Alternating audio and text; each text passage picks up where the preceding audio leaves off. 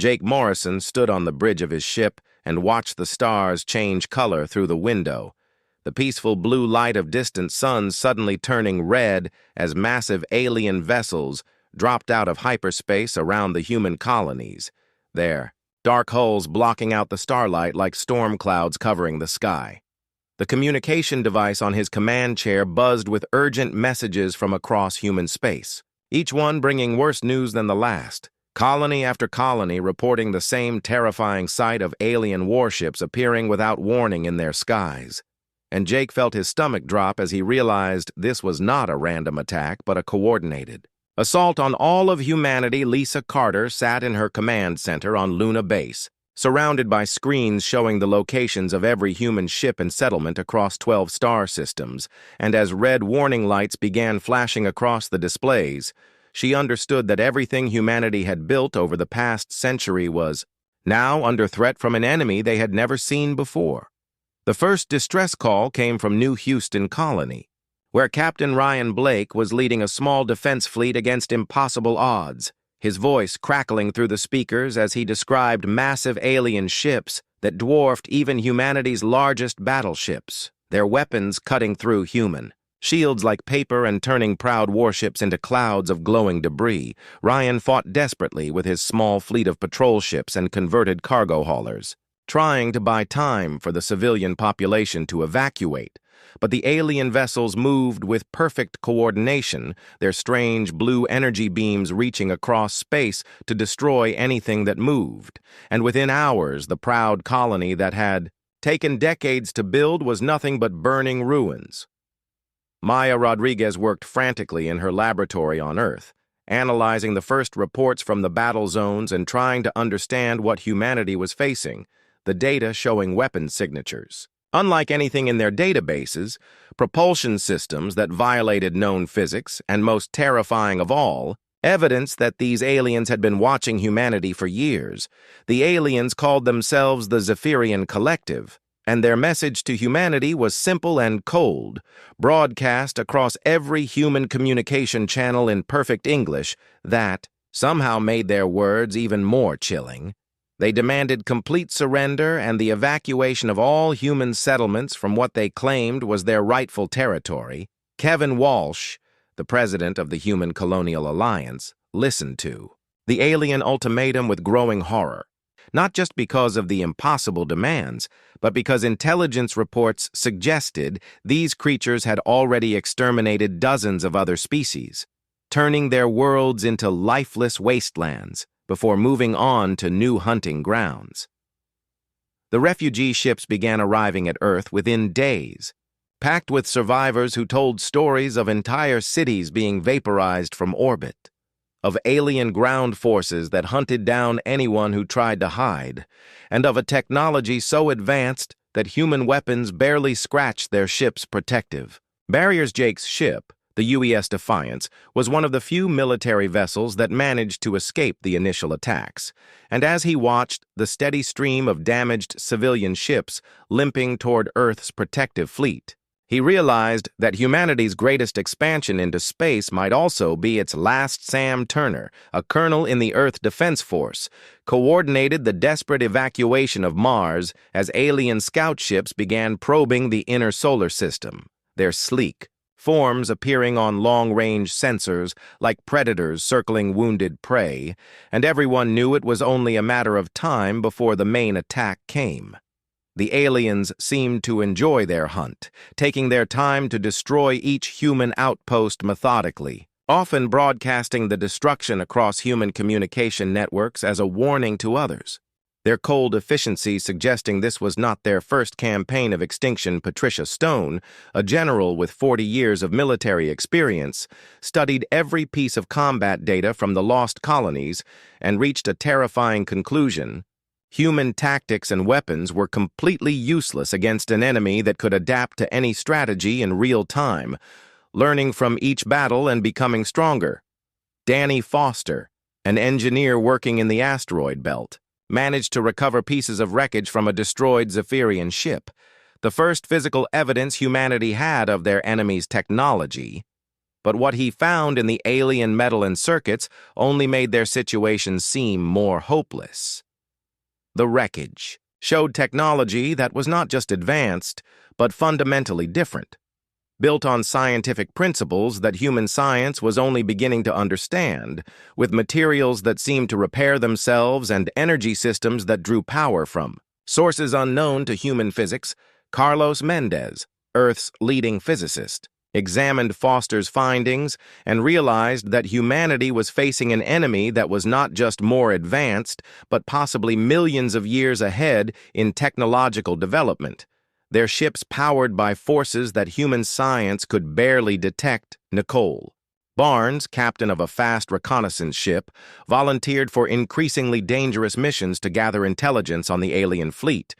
Watching from hiding as the massive Zephyrian vessels moved through space with an elegance that made human ships look like crude metal boxes, as the weeks passed and more colonies fell, the terrible truth became clear to everyone in the solar system. Humanity was trapped like animals in a cage, surrounded by predators that had all the time in the world to finish their hunt, and Earth itself was next on their list.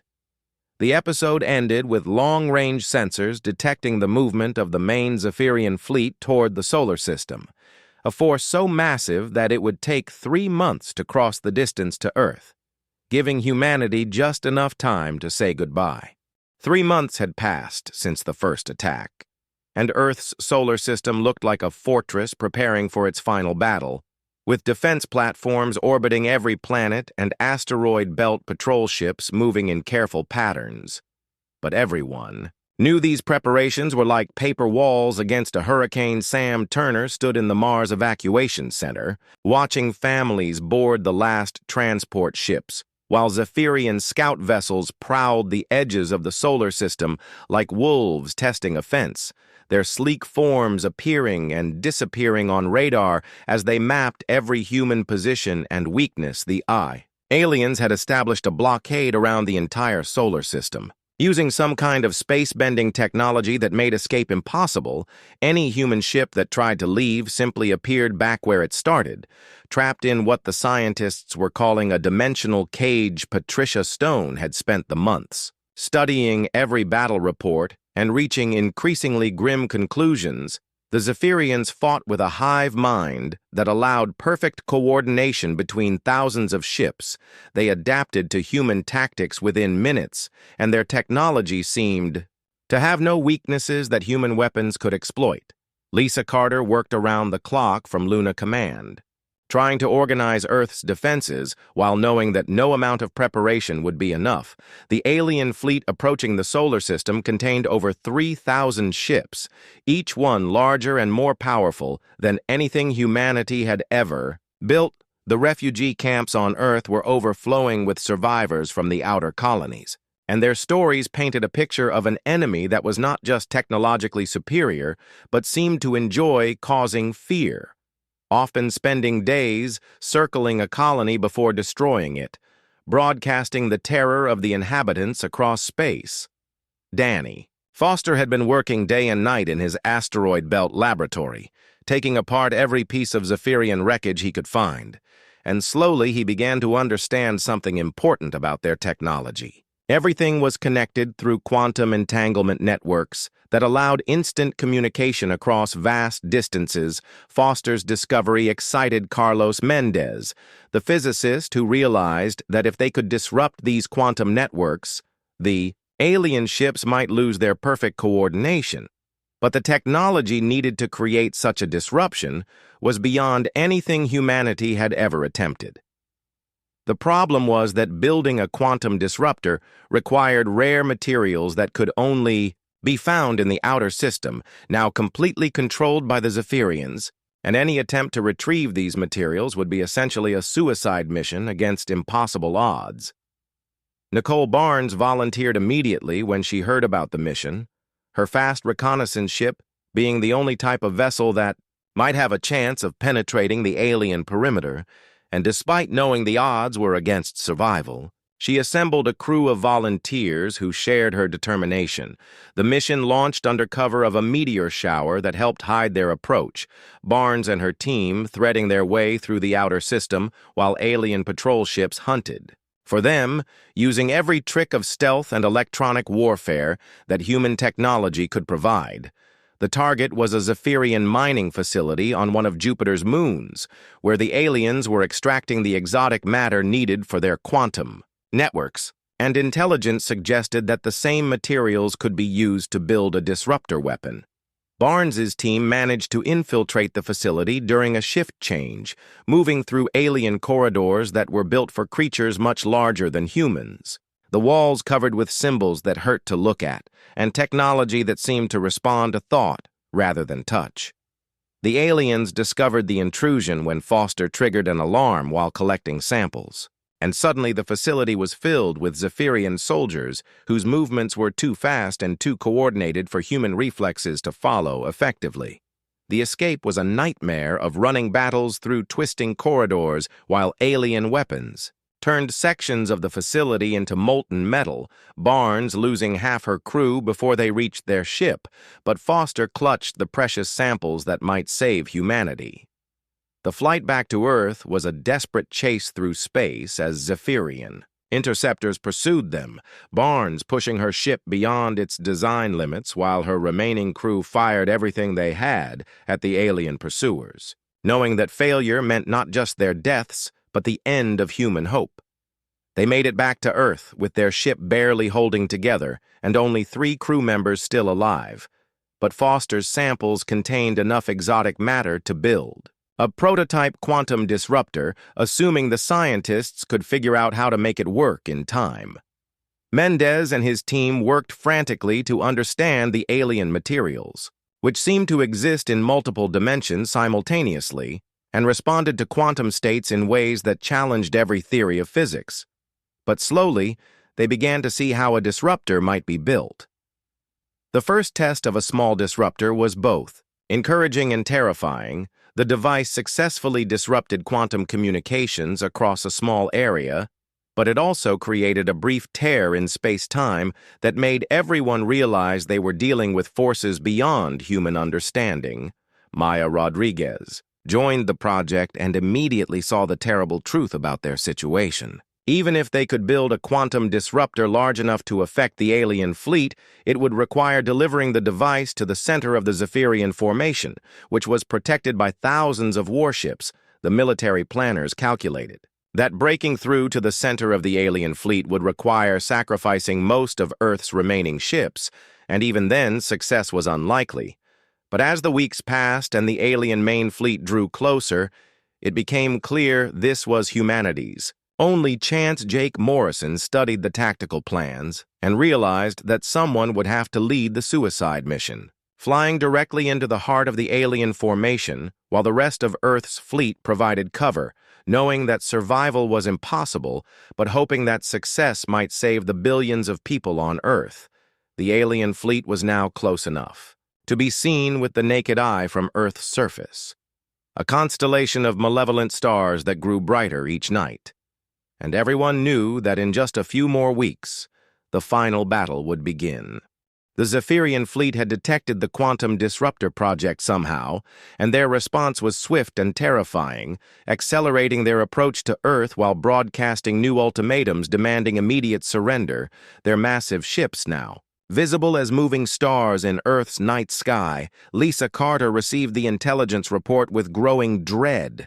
Enemy scouts had penetrated deeper into the solar system and were clearly preparing for a final assault, which meant humanity had perhaps 4 weeks instead of the 2 months they had been counting on. Maya Rodriguez worked desperately with her team to complete the quantum disruptor, but the device was simply too complex to build in such a short time, requiring precision engineering that took months. Even with Earth's most advanced manufacturing facilities and brilliant scientists, Carlos Mendez proposed a radical alternative that made everyone in the room fall silent. Instead of building one massive disruptor, they could create thousands of smaller ones and embed them in suicide drones, each one carrying enough quantum disruption technology to affect a small portion of the alien fleet.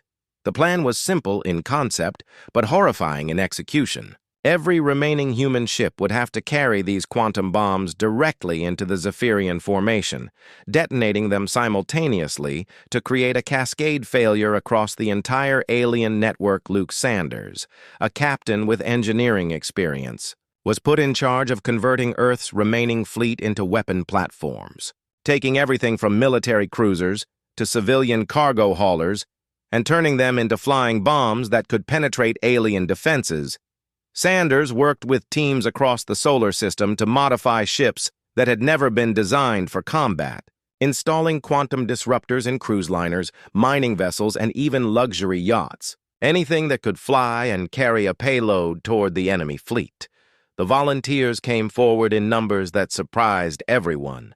Entire crews signing up for missions they knew were suicide runs, families saying goodbye as mothers and fathers, prepared to sacrifice themselves for the chance that their children might survive. Amy Chen, a young lieutenant with a talent for tactical analysis, studied every piece of combat data from the past 3 months and discovered something important about Zephyrian fleet formations.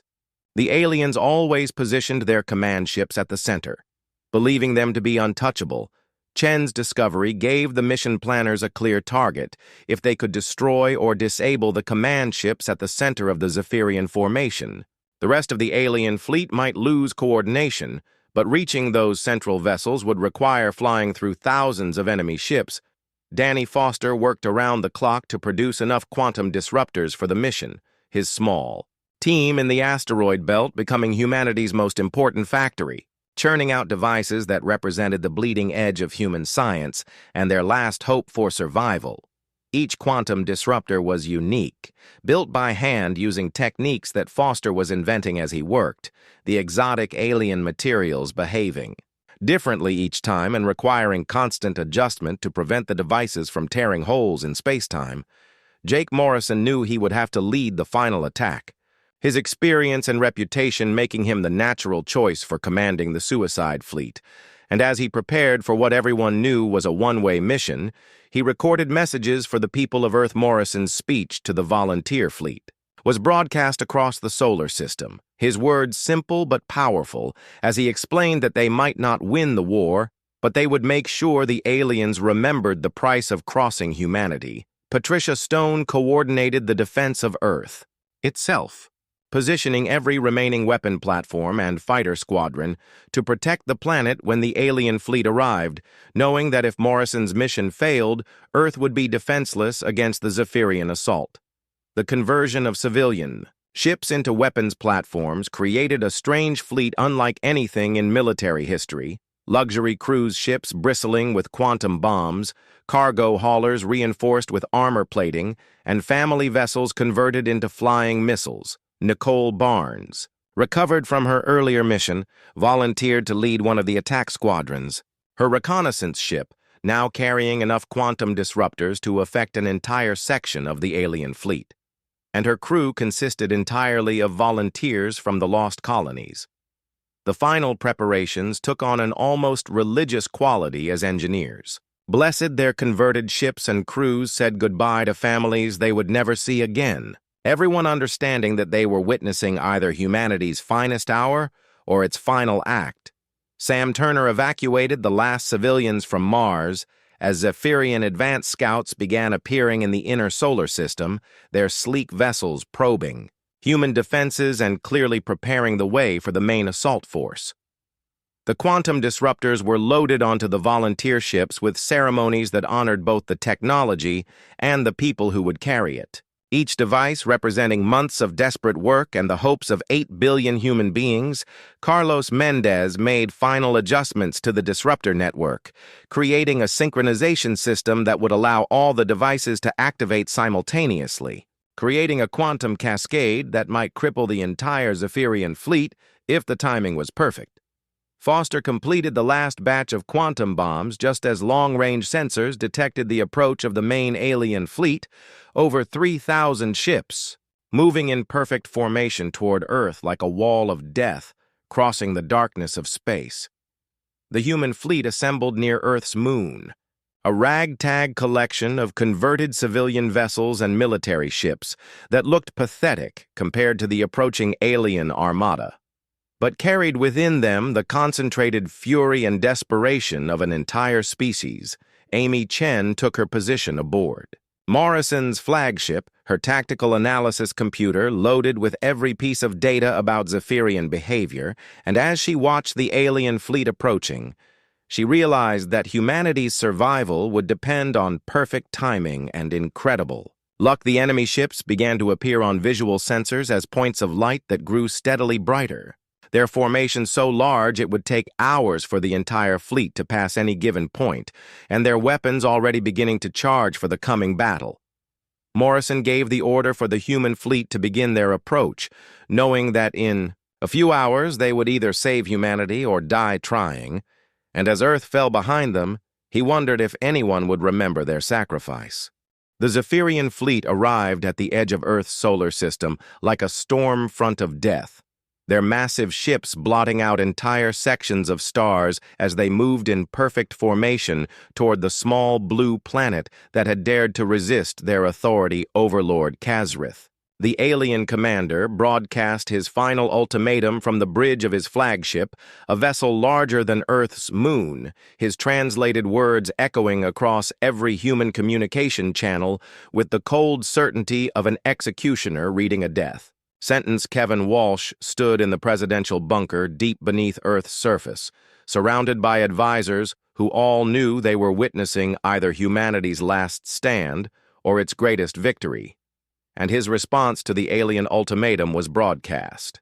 To both fleets with simple dignity, Walsh's words were few but carried the weight of 8 billion human souls, telling the alien overlord that humanity had never knelt to tyrants and would not start now, even facing extinction, and his defiance seemed to surprise the aliens who had expected terror and surrender.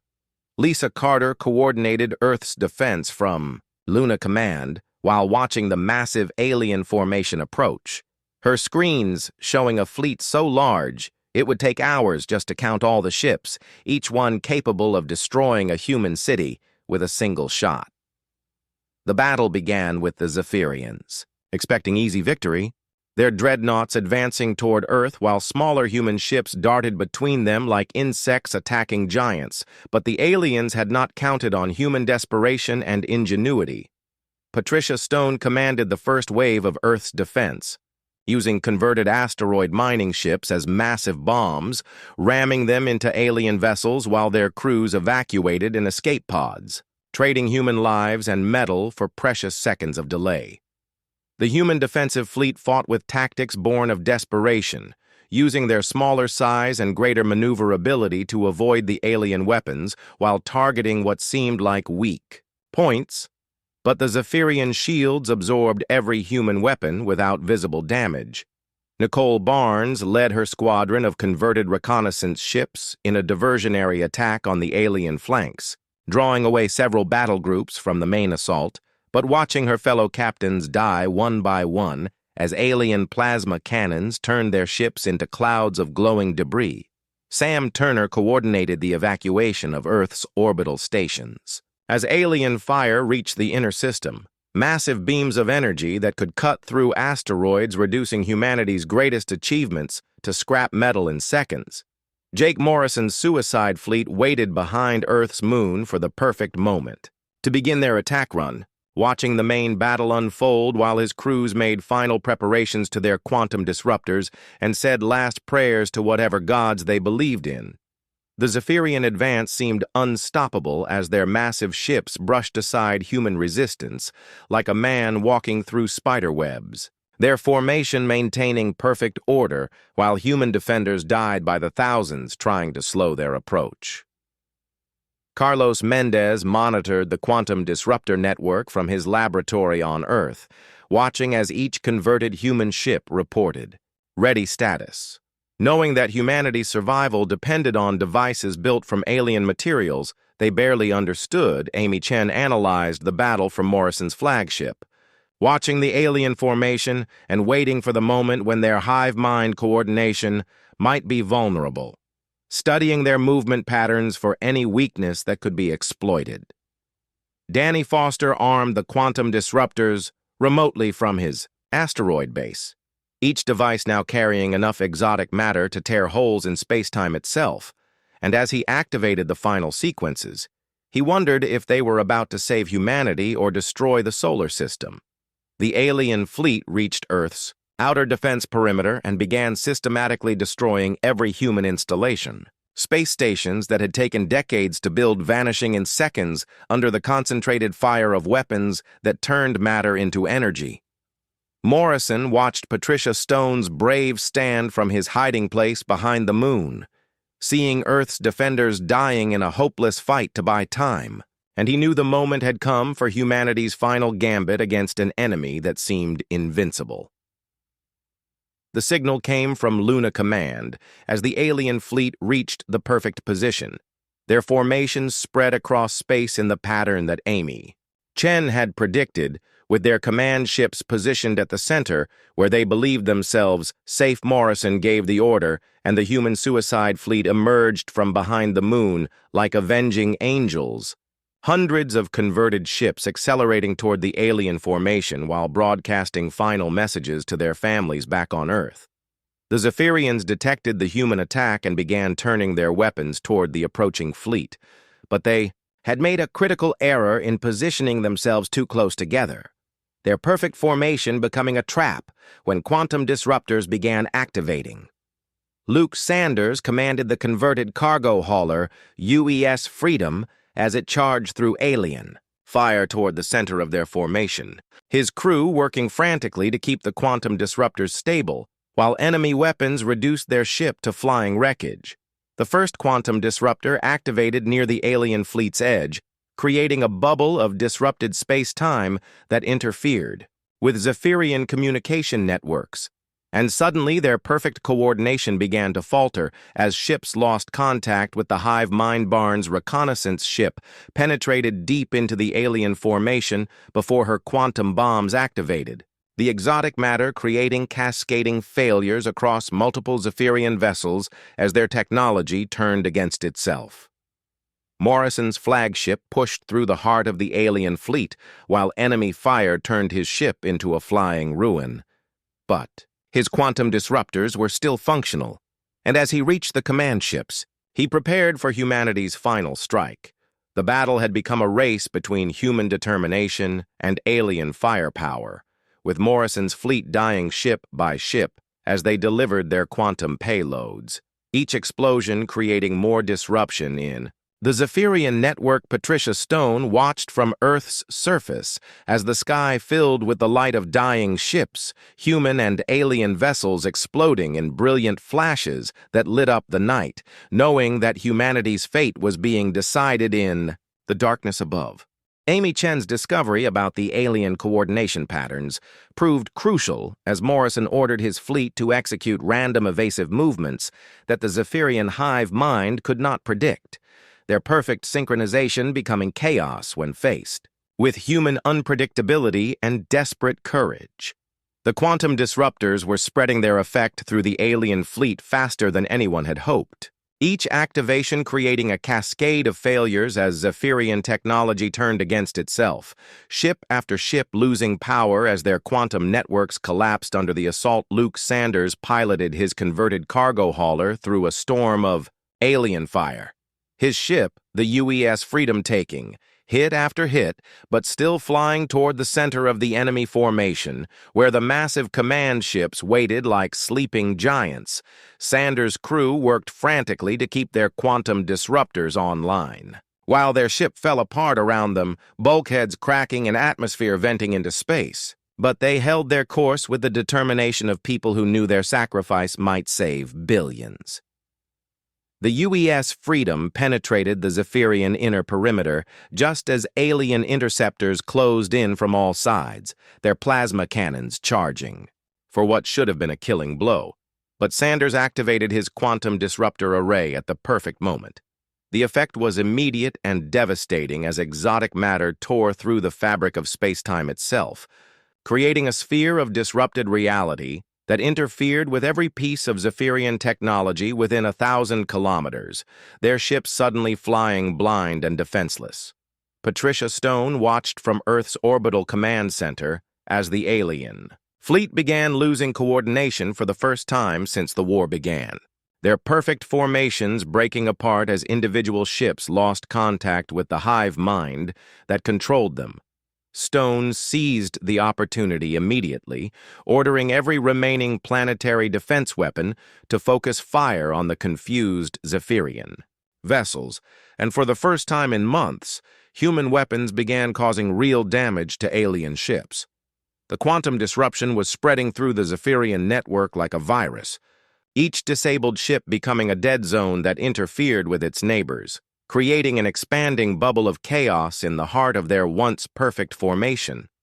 Maya Rodriguez monitored the effect from her laboratory and realized with growing excitement that the quantum cascade was exceeding all their projections, the alien technology being far more vulnerable to disruption than they had dared to hope. Nicole Barnes led her surviving ships in attacks on the disabled Zephyrian vessels, her crews whooping with joy as their weapons finally punched through alien shields that had seemed invincible just minutes before. The alien fleet was transforming from a coordinated war machine into a collection of individual ships fighting their own battles, their hive-mind connection severed by the quantum interference that continued to spread through their ranks. Overlord Kazrith found himself cut off from most of his fleet as the quantum disruption reached his command ship, the massive vessel suddenly, vulnerable for the first time in its long career of conquest and destruction. Jake Morrison piloted his battered flagship toward the alien command ship, his vessel barely holding together but still carrying the most powerful quantum disruptor in the human fleet. A device that Foster had built specifically for this moment. Morrison's crew was dead or dying around him, but the quantum disruptor was still functional, and as he approached the massive alien flagship, he prepared to deliver humanity's final blow against an enemy that had underestimated human determination. The Zephyrian flagship tried to retreat as Morrison's ship approached, but the quantum interference had disabled their faster-than-light engines, leaving them trapped in normal space with a damaged human vessel bearing down on them. Morrison activated every remaining quantum disruptor on his ship simultaneously, creating a massive tear in space-time that engulfed both vessels in an explosion of exotic matter and twisted reality, the blast visible from Earth as a new star in the sky. The destruction of the command ship sent shockwaves through what remained of the Zephyrian network, their centralized command structure collapsing as subsidiary commanders found themselves cut off from orders and unable to coordinate with their allies. Lisa Carter coordinated the human counterattack from Luna Command, directing Earth's surviving ships and defense platforms to exploit the confusion in the alien fleet, targeting isolated vessels that could no longer call for support. Danny Foster watched the battle from his asteroid laboratory, tears streaming down his face as he realized his quantum disruptors were working beyond their wildest hopes, the alien technology that had seemed so invincible proving to have a fatal weakness.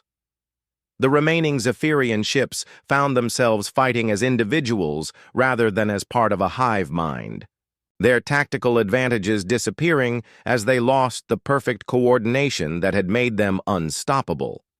Carlos Mendez analyzed the quantum interference patterns and realized that the disruption would continue to spread for hours, possibly days, leaving the entire alien fleet vulnerable to human attack. For the first time since the war began, Sam Turner led a squadron of Earth's remaining fighters in attacks on confused alien vessels, his pilots finally able to penetrate Zephyrian defenses and strike back at the enemy that had destroyed so many human worlds. The tide of battle had turned completely as human forces pressed their advantage against a disorganized alien fleet. Ships that had seemed godlike in their power now struggling to coordinate basic defensive maneuvers.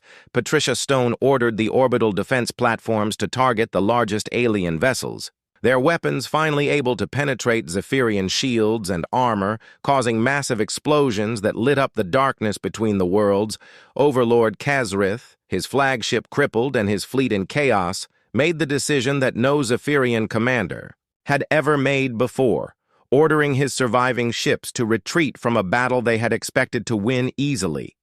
The alien retreat began slowly as individual ships tried to escape the quantum interference zone, but many found their engines disabled, or their navigation systems confused by the exotic matter that filled the space around Earth. Amy Chen tracked the retreating alien vessels and realized that humanity had achieved something impossible. They had not just survived the Zephyrian assault, but had driven them away, proving that even the mightiest empire could fall to human courage and ingenuity. The battle was ending with human victory, but the cost had been enormous. Most of Earth's fleet was destroyed, and thousands of brave volunteers had given their lives to achieve this moment of triumph against impossible odds. 6 months after the Battle of Seoul, humanity stood stronger than ever before. Their victory over the Zephyrian collective having sent shock waves across the galaxy as news spread that the mighty empire had been defeated by a species they had considered primitive. Lisa Carter, now Fleet Admiral of the reformed human Navy, oversaw the construction of new warships that combined captured Zephyrian technology with human engineering, creating vessels that were faster, more powerful, and more adaptable than anything either species had built before. The shipyards around Earth worked around the clock to build humanity's new fleet, using quantum technology reverse-engineered from alien wreckage and powered by the same exotic matter that had once threatened to destroy human civilization. Nicole Barnes commanded the first expedition back to the outer colonies, leading a fleet of the new hybrid warships to reclaim the worlds that had been lost in the initial Zephyrian assault, and what they found surprised everyone. The alien outposts that had been established on former human worlds were abandoned, their massive installations left empty as the Zephyrian Empire retreated deeper into their own territory. Apparently unwilling to risk another confrontation with humanity, Barnes's scouts reported that the Zephyrian collective was in complete disarray, their perfect unity shattered by the loss of their command network, individual fleet commanders, now fighting each other for control of the Empire's remaining territories. Carlos Mendez worked with Danny Foster to establish quantum communication networks across human space, using the same technology that had once been humanity's weakness to become their greatest strength, allowing instant communication across vast distances. The new quantum networks meant that no human colony would ever be isolated again. Each settlement connected to Earth by communication links that could not be jammed or intercepted, creating a web of information that spanned dozens of star systems.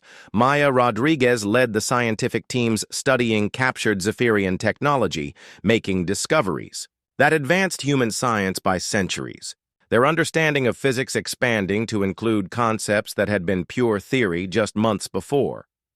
The quantum disruption technology that had saved humanity was refined and improved, becoming the foundation for new weapons, faster than light, communication, and even experimental time manipulation devices that opened incredible possibilities.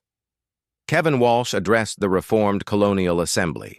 Now representing 26 human worlds instead of the original 12, the war having united humanity in ways that decades of peaceful expansion had never achieved. The new colonies were being established at an unprecedented rate as human ships, equipped with quantum drives, could travel faster than ever before, reaching distant stars in weeks instead of years, and spreading human civilization across the galaxy. Patricia Stone established the New Earth Defense Academy, training officers in the lessons learned from the Zephyrian War, ensuring that humanity would never again be caught unprepared by threats from space. The Academy's first graduates were already serving aboard the new quantum-powered warships, their training including both traditional military tactics and the new reality of quantum warfare that humanity had pioneered. Sam Turner led diplomatic missions to neutral alien species, carrying the message that humanity was no longer a weak civilization hiding in one small star system, but a rising power that valued peace but was prepared for war. The galaxy was taking notice of humanity's transformation, with alien governments sending ambassadors to Earth for the first time. eager to establish relations with the species that had humbled the mighty Zephyrian collective. Luke Sanders survived the Battle of Seoul when his escape pod was recovered from the wreckage of the UES Freedom, and he now commanded one of humanity's new dreadnoughts, the UES Morrison, named after the hero who had given his life to save Earth. The UES Morrison represented everything humanity had learned from their desperate fight for survival. Equipped with quantum weapons, faster-than-light communication, and defensive systems that could adapt to any threat, Amy Chen served as the ship's tactical officer, her analysis of Zephyrian behavior having become required study for every human. Military officer, her insights into alien psychology, helping humanity understand their place in a dangerous galaxy. Foster continued his work with exotic matter in a new laboratory facility on Mars, his research now funded by every human government, as they recognized that quantum technology would be the key to humanity's future survival and expansion. The captured Zephyrian materials had revealed secrets about the nature of reality itself, allowing human scientists to develop technologies that seemed like magic, manipulating space and time in ways that made faster-than-light travel commonplace. The first human embassy was established on Proxima Station, a neutral trading post where dozens of alien species gathered, and the ambassador carried credentials that identified humanity as a major galactic power. Rodriguez developed new medical technologies using quantum principles, allowing humans to survive in environments that would have been lethal before the war, opening up worlds for colonization that had previously been impossible to settle. The quantum communication network expanded beyond human space, establishing contact with alien civilizations that had been isolated by distance, creating a galactic internet that transformed interstellar relations.